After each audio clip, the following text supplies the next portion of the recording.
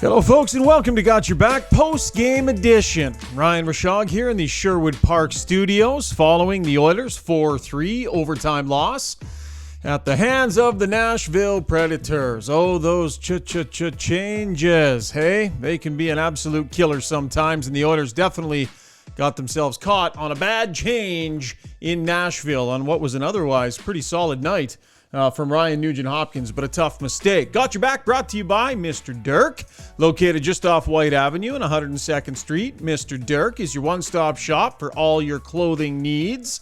If you're a businessman, you want to look sharp at your next meeting, or if you want to sharpen up your look around the office, they got a wide selection of amazing suits, shirts, ties, shoes to help you make a statement that you're on top of your game. But that's not all. All kinds of great casual wear as well. If that's what you want, upgrade your casual wardrobe. Go see the fantastic crew down at Mr. Dirk. All right, he is on the telephone on his way home from the game tonight. Jason Strudwick checking in. Struddy, how are the roads out there, pal? You be careful now. I'm a slow driver, so, not much risk of sliding into anybody. Yeah, no kidding. I was driving home today. I went and did a podcast, guested on someone else's podcast earlier today. I was driving home, actually witnessed an accident on the road in front of me. And it wasn't too bad. Like a truck had made a turn and right through an intersection in a what was a green light, and a vehicle just coming through the intersection tried to swerve to avoid it. It's a huge rig, like a big semi. And there was a collision in the intersection, so pulled over and stuck around. I mean, it was so cold, Struds. Like, this poor couple had to get out of their vehicle, minus 25 degrees or whatever. So they just kind of hung out in my truck and waited for EMS to arrive and everything. It was pretty. I was thinking about it as the fire, truck arrives and the ambulance comes. These guys are out, and guys and girls are out here doing this every single day, grinding in this weather. Those first responders, but. Yeah, the roads out there are bad, man, and that today it's kind of one of those reminders like, ooh, man, be careful out there on those roads and have your winter gear with you because you just never know. But thankfully everybody was okay from that accident. Yeah, for sure. That's good to hear. So, hey, by the way, how was the broadcast tonight? You were working on Oilers TV, was it, along with Tony Brar? I was, yeah. I really enjoyed it. It's just another place to kind of, I enjoy doing it, but also you kind of get some reps in, right? And it's a little bit more talking than maybe the Sportsnet one when I do the intermission panels with Sportsnet. So it's just more reps. And I kind of try different things out, and kind of see how I'm feeling, So it's, I am so lucky I get to do so many cool things. Yeah. And really I have zero training for. You're all over the place. You know what, though? I will say this about you, Struds. Like, you paid your dues. A lot of guys come out of the game and they start doing media, and, some are good, some aren't. Lots of times guys get the opportunity to work their way through it, and rightfully so. It's the NHL experience that really listeners want to tap into. But you did something, Struds, not a lot of people that come out of the game do. Your first job was doing evening radio, I believe, if I remember correctly. You took that gig, that almost full-time gig there doing evenings. And then after that, you transitioned and you actually went into television and you hosted a variety show over at City, at A Channel, if I remember correctly. Like, you were willing to do whatever you needed to do to get your reps. And as an ex-player, man, I was impressed with that. Oh, yeah, no, thanks. You know what? I took it long like it was a brand new career. So I was starting in the minors again. I wanted to get experience, and I wasn't a huge name. Well, I'm still not a huge name, but I wanted to work my way up and get better at what I was doing and be good at my craft, like a Chris Cuthbert and those guys I listened to growing up all the time. So you need reps. And I needed reps, and so the nighttime show was great, and the TV show, that was way out of my comfort zone. Yep. But I grew a lot as a person and as a broadcaster. But that's my advice when I talk to guys who want to get to media. I'm like, you're not all going to get dropped into, right in the middle of of a great situation. You got to build up a rep, and then try to get a little reputation and some skills, and then you start working off of that. Well, and there's Chris Pronger, who went straight to Hockey Central with David Amber. So I don't know if you saw Prongs tonight, but he was on the broadcast. He did a good job. I did. But No. it's different. But I mean, that's a Hall of Famer, right? Like it's a big difference. Yeah, for sure. He's not as good looking as I am. I saw him on there. God, he looks awful. But he has probably his insight's probably a little bit better than mine. No, not at all. Struds, you're fantastic, and I love the fact that you paid your dues the way you did, and you continue to pay your dues. Like, you do a lot, and I think it's awesome. And super pumped to have you on the podcast with me. All right, let's get to the breakdown of tonight's game, brought to you by DLR Vinyl Products. They supply some of the nicest maintenance-free fencing and decking products out there. If you've always had that wood fence in your backyard and you're thinking, maybe it's time for a change, give some serious thought to going with maintenance-free vinyl product in your backyard. No more sanding, no more staining, no more worrying about upkeep. It looks amazing the day it goes in, and it stays that way for decades. I can attest to that. I have bummed all kinds of maintenance-free vinyl off my brothers and their company. Rick runs the branch here in Edmonton. Rob out in Calgary. That's DLR Vinyl Products. Okay, listen, good night for Ryan Nugent-Hopkins offensively, right? We saw what he did, going to the right areas, paying the price, and all of that is good and all of that is positive, Struds, but it just sticking with the same theme that this team has been having over and over and over again. That was a horrendous change in overtime leading to a 2-on-1. Yeah, it doesn't seem like the margin for error for the Oilers right now is just razor thin. They hung around, they get down, they get back, get down, get back, get down, get back. And then you're like, hey, overtime, this is feeling pretty good about things, right? And then just one decision, it didn't allow Tyson Barrie had to play the 2-on-1 maybe differently than if it's been a 2-on-2. Well, not maybe, it would have been a different way of playing it for sure. It's just the split second lack of focus, right? Or just maybe not appreciating the situation. And Nugent's been around a long time. The game. But it just seems it works its way around the lineup. You've got that long change in overtime, which makes it difficult. What I have trouble understanding is he was back on the play. So there were basically 2 Oilers and 2 Predators up ice. Then you had Yamamoto and the D-man deep.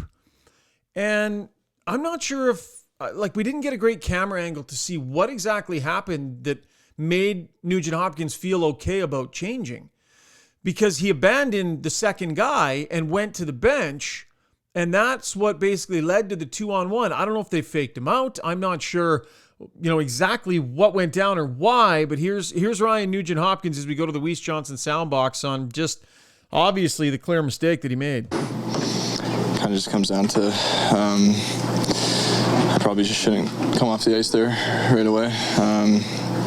Just let us reset, so it's frustrating, but Val's get that point. Just frustrating not to get the second one. Yeah, tough to drop a point that way, and for Nugent-Hopkins on an otherwise good night, Struddy, but he was 56 seconds that shift 3-on-3, and that's a long shift 3-on-3. He obviously didn't want to get caught, so the idea to get off and not extend your shift is correct, but boy, the margin for error in overtime is so thin, hey, with that change and with there only being 3 guys out there. Yeah, it's really tough, and it just goes so quickly from a nothing play to a 2-on-1 when there's only 6 people on the ice instead of 10. So it makes it a real challenge, and you're right, it wasn't the best replay to watch, but I wonder if maybe there was an opportunity for Yamamoto to maybe slide over more towards the benches to try to take away that pass. Now, I'm splitting hairs a little bit here, but at the end of the day, you have to understand, I'm guessing Nugent-Hopkins maybe felt that puck was going to be deeper, or the National Predator player was going to take it deeper than he did. Because the Predator, if I remember correctly, he was turned out ice and right up to Carrier, and now you got a problem. Yeah, big time. Tyson Barrie ends up in a 2-on-1 situation, and at that point, you can split more hairs and question how he played that 2-on-1, but at the end of the day, the guy made a nice shot. I'm sure Campbell would want it back. I'm sure Barrie would want the way he played the 2-on-1 back. I guarantee you Nugent-Hopkins wants the change back. And I'll even point to Kailer Yamamoto and say, I know that technically your guy is behind you, but hustle to the bench. Like he was half-assing it to the bench too, which just isn't a great look in overtime. Though I would say that had less to do with the end result. I just think it's attention to detail all the way around. That contributes to a tough loss. They battled their way back into that game multiple times. The dads in the family are in the stands. That's got to be motivating for them. They did not want to go quietly, but bottom line, I don't think they started great. I think it took them some time. They look sluggish to me, Struds, overall. I don't know if the legs or the playing legs, or I'm not sure exactly what was going on, but it feels like another game they kind of backed their way into. Yeah, a little bit. I think there's something to be said for that, but it wasn't as bad as we've seen maybe in early November, right? I think there was a point there. I can't remember in time of the season where it seemed like all their starts were really slow, so it wasn't great. Obviously National scores first. Such a smart play by Ekholm. Yeah. Just find that where that rebound's going to come from. That's such an art form, and I don't think we're given enough love for plays like that. But then they get back into it, right? And give them credit. They get back into it. They're kind of in an all right shape. But you look at it. There's 2 points out of the 6 they've got against these 3 teams. I felt they had to get at least 4, and not that they're not going to make the playoffs or anything, but these are just kind of cushion points where you should be able to get these, because now you have Dallas and Vancouver, and then Christmas and Calgary. So it doesn't get any easier as far as their lineup or their lineup of teams they play against. So it felt like there's 2 points left here in the wherever world of hockey world that they weren't able to bring home. Get back to the Weiss Johnson soundbox here. We'll listen to Jay Woodcroft. A reminder, it's a great time of year to look into that furnace for the garage if you've been thinking about it. They got a great deal going till the end of January. No GST on all garage heater installations at Weiss Johnson. And if you're a business owner, remember they provide a wide range of services. If you want to set up a regular service and maintenance contract with them, you can give them a shout and they'll come out and they'll give you a quote. 780-463-3096. That is Weiss Johnson. Here's Jay Woodcroft post-game tonight talking about the game tonight and their recent losses. We had the opportunity to win all 3 of those games. We haven't found it. But for me, this game could have gone either way. In the end, they made a play in overtime, and they found a way to get the extra point. But as I said earlier, I thought our team fought hard today. Okay, you just alluded to it, Struds. So it's 3 games in a row where you could argue the Oilers could have won, should have won, were in the game. They really battled. The big mistake hurt them. La-di-da-di-da-di-da-di-da. This bar needs to be higher for this team. You just dropped 3 straight games against non-playoff teams. You picked up 2 out of a possible 6 points through a stretch of your schedule where you would look at that and think, for a team that wants to be where the Oilers are, minimum 4 of those points, more like 5, and you're eyeballing the potential to even run the table against those teams. Being in these games, competing hard enough to be in these games, tough mistake, but really that's the difference. It's not good enough. The bar needs to be higher for this team, especially against this competition, all due respect to them. So I understand. I don't expect Jay Woodcroft to come out and be all negative and pile onto his guys or anything like that. He's setting a tone with the media. But Struds, this stretch, not nearly good enough for this team that's getting healthier and wants to be an upper echelon team. The bar is higher than this. Just not good enough. Yeah, and that's fair. And that's a fair point, because you're looking at it like these are the points that are your buffer points, right? You're able to collect, let's say they collect just even 4 points, so 2 more.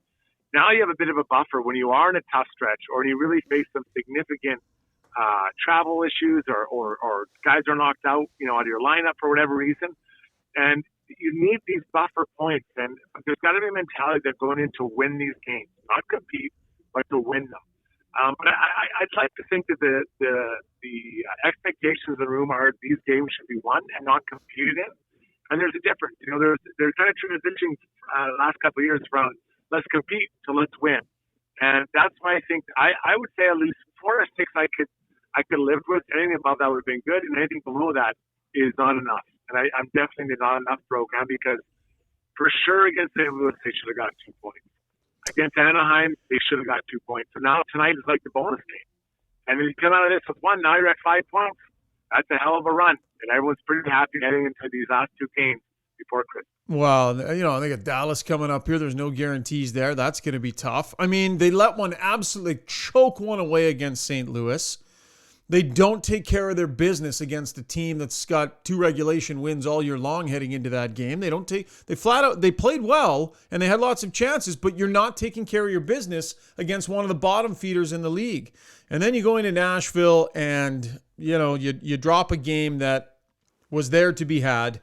Like I said, the bar needs to be higher for this group. They know it. And they are getting healthier here. So, I mean, they definitely miss Evander Kane. They definitely miss Ryan McLeod, but their blue line is basically, for the most part, outside of Broberg. That's their blue line. And they're starting to piece some lines together. This group should set the bar higher than what this last 3 games has been. No question. Okay, let's talk about Jack Campbell. By the way, in our takeaway segment, we're going to get to the Stuart Skinner contract. So let's focus on Jack Campbell here. I'll lay it out there for you, Struds. Overall, your thoughts on Jack Campbell's night?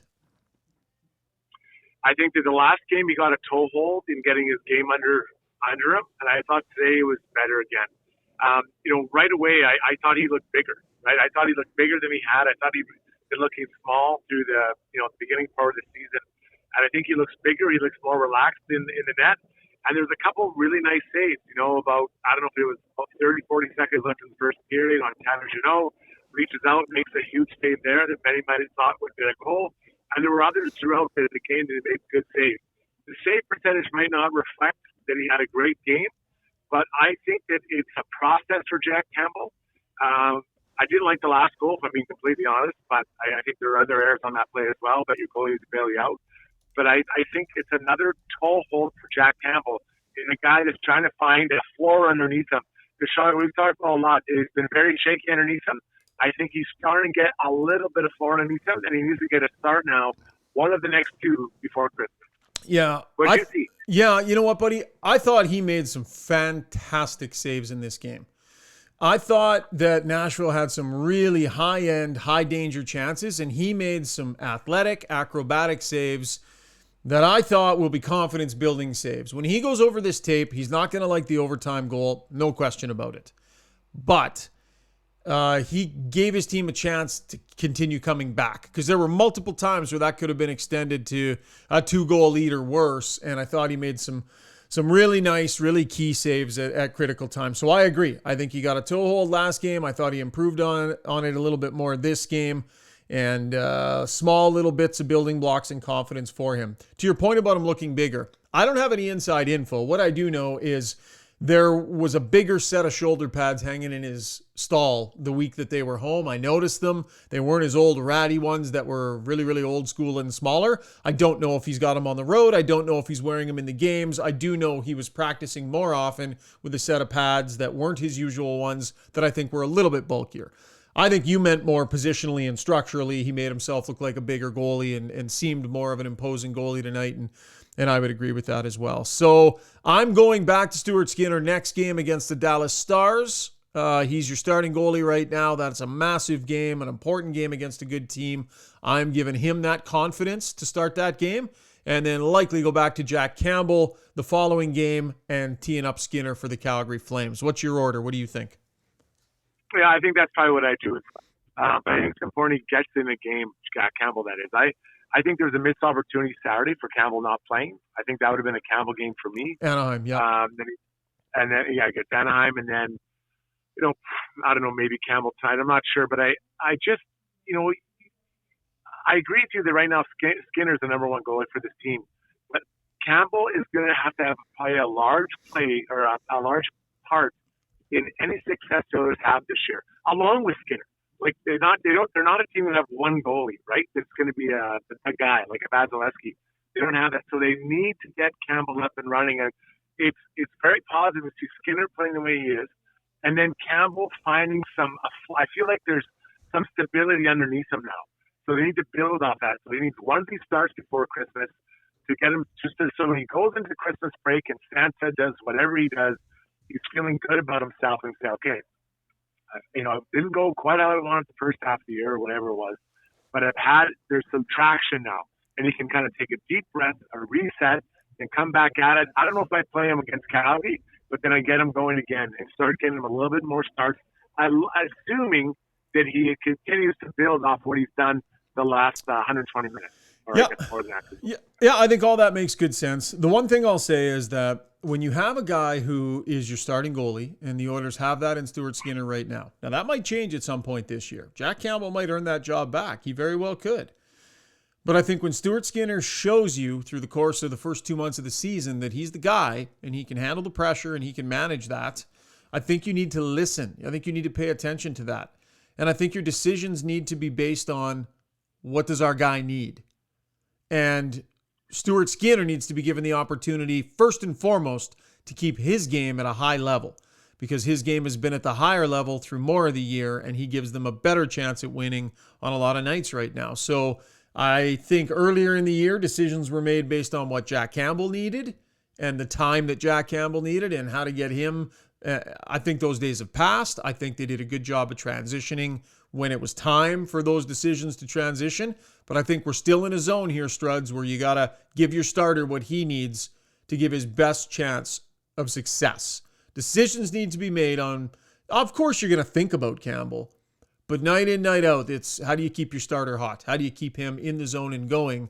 And whether that's in the moment Skinner or in the moment Campbell, right now it's Skinner, and I think he needs a little bit of breathing room. I just don't like the idea that he's like net minding from the edge of a cliff where he has a bad period and the result goes the wrong way. Suddenly he's in a 50-50 battle to earn something that he spent 2 months earning.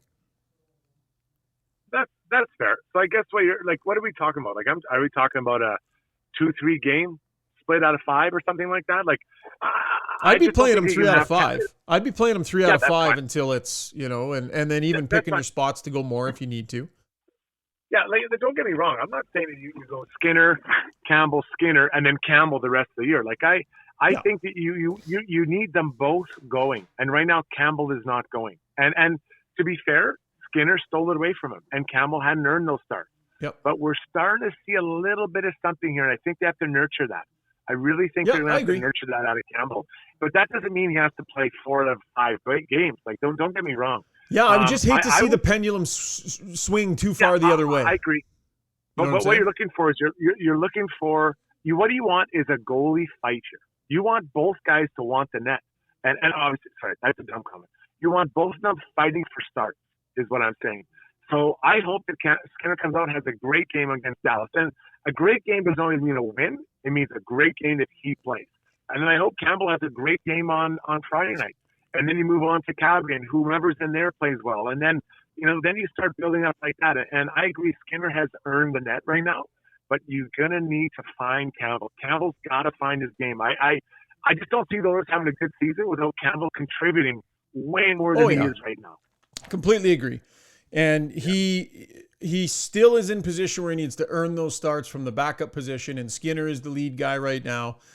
And I just don't think that, let's say Skinner plays against Dallas and he has a bad game, right? I don't all of a sudden think it's like this 50-50 jump ball. I think he's earned a little bit more runway because even good starters have ups and downs, right?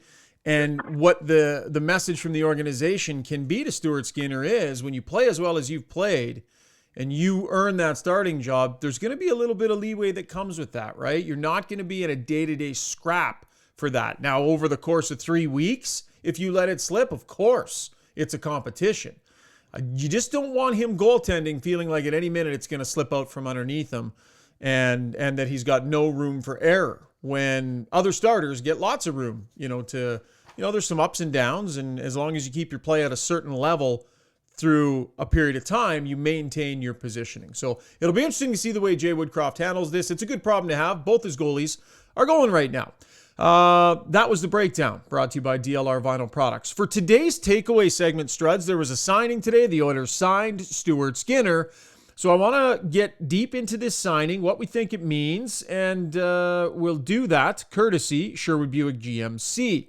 Just off Baseline Road on the way into Sherwood Park. They're the #1 GMC dealership in all of Canada for 5 years running. The all-new redesigned Sierra 1500 is a fantastic beast of a truck. I've got one, and I love it. I've got the Elevation trim.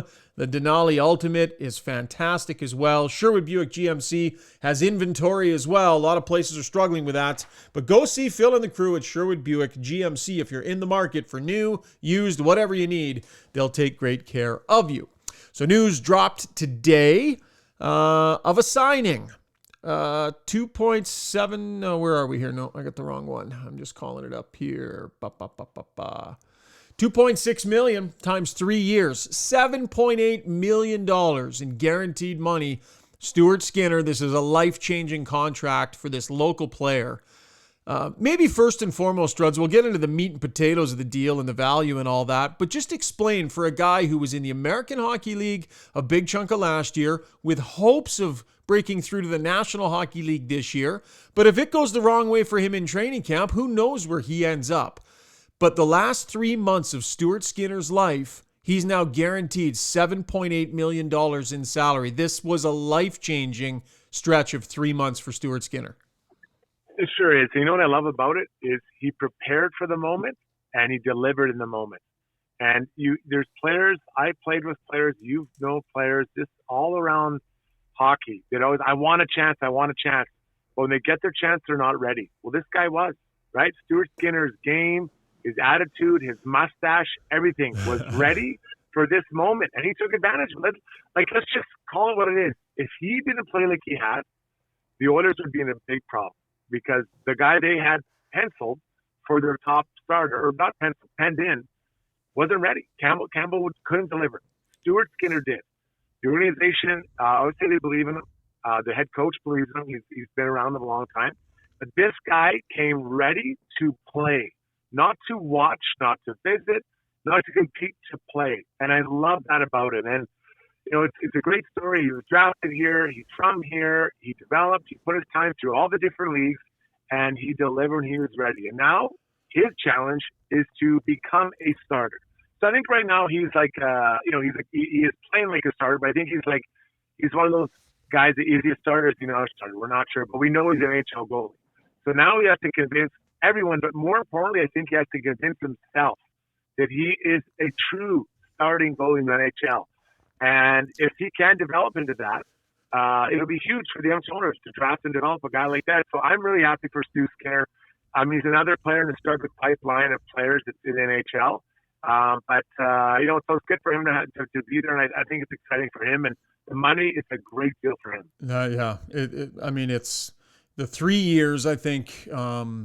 3 years gives you some certainty. You know where you're going to be. You can pit in. You can focus, the contract, because he was up, although he was restricted at the end of the year. It was going to be a thing that we would have started talking about, especially if he started shooting the lights out, or if he continues shooting the lights out. That would have been a big story heading into the offseason. Like, how much money are the Oilers going to have to spend on their goaltending here? So there's some risk on both sides here. For Stuart Skinner, let's be clear. If he plays the way he's been playing for an entire season and is the Oilers starter in the playoffs, and they go on a run and win a few rounds and go to a third round, and Stuart Skinner is essentially their starting goaltender because he kind of goes wire to wire being the better guy, now I want you to start thinking about Jake Ottinger's contract.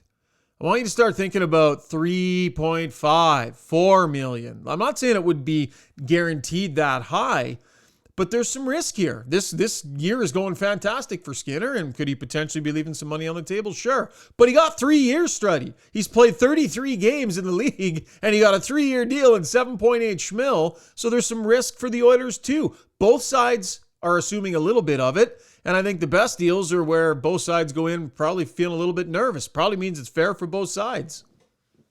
It's a great meaning of the player and the team understanding that they both have something to gain and something to lose by this contract. And I really like it. I think for Stu Skinner, he's not sure how the rest of the season is going to go. Like, what if Campbell gets on the heater and Campbell's just playing all the time? Or what if he doesn't go on the heater and Skinner's the starter for the rest of the year and his numbers, like you said, go really well. But it's when someone, and I've been there, when you've played in the minors and you have one deal on a one-way, and then also someone offers you almost $8 million, are you going to say no? Yeah. I mean, he has a young family coming, and quite honestly, like that's really good money. But his next contract would be the big one, right? That would be his big home run hit if he can continue on the path of improvement he's shown. So it leads him to unrestricted free agency. I get that, but the Oilers now have cost certainty on both goalies. They know who their goalies are. The two goalies seem to get along, or they're reporting to get on really well. And these guys will push each other for the net, and that's what you want. And the number actually isn't that bad. I mean, what is it? 7.6, right? Yeah. So I mean, that's not in when you look at what's going on in Florida and stuff like that. They have a lot more money tied up in the goaltender. So But what you want is for both goalies to push for net time. If they're 1A, 1D, no problem. That means they're both pushing each other and doing well. Yeah, and I saw a tweet today. It might have been from Puckpedia. I can't remember, but pointing out that combined, I mean, they're pretty high up there in terms of overall salary, or will be next year in net compared to other teams. But I thought the Oilers did a bit of damage mitigation here, because the Campbell contract, we don't know what this is going to look like. As of right this moment, we're not sure how this whole thing's going to play out, and there's lots of runway left. But by getting Skinner done at a number under $3 million, they now give themselves that cost certainty in net for the next 3 years while they're in this window to win. They know who their two goalies are. They probably think between the two of them, they've got a good chance to get good quality goaltending when it matters. And they've got cost certainty on it. Because had they let it ride with Skinner, maybe all of a sudden it's $8 million a year in net that they're spending, or 8.25 or 8.5, and now that's taken away from what you can do elsewhere, and you've got a significant amount of money just sitting on the bench every night. So I think there's definitely a little bit of hedging the bets here for the Oilers. I think it's a safe bet, though. Stuart Skinner has shown good process. He's shown good maturity, and really nice start to his National Hockey League career, and a great story for a local product, Struddy. You know what it feels like to play for the hometown team. Like, you've been there. You've been in those shoes. You've felt that. Pretty awesome for him. It is, but I'll give him a lot of credit. He's doing it as a much younger man, right? And I wouldn't want for my son, like that, a son that was, NHL ready, to play in his hometown at a really young age, because there's a lot of distractions. Those distractions are not bad distractions, but they're your parents, your siblings, your friends, school teachers, buddies. Everyone's reached out. They want a piece of you. And to manage those touches, the people that want touches on you, it can be difficult. When I came back here, I was older.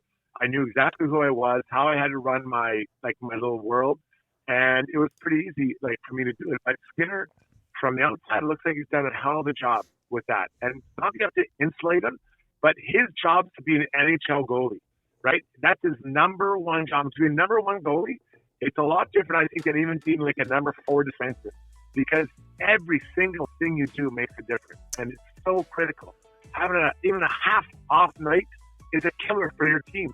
Yep. So you have to really be protective of your time, of your energy, of your focus.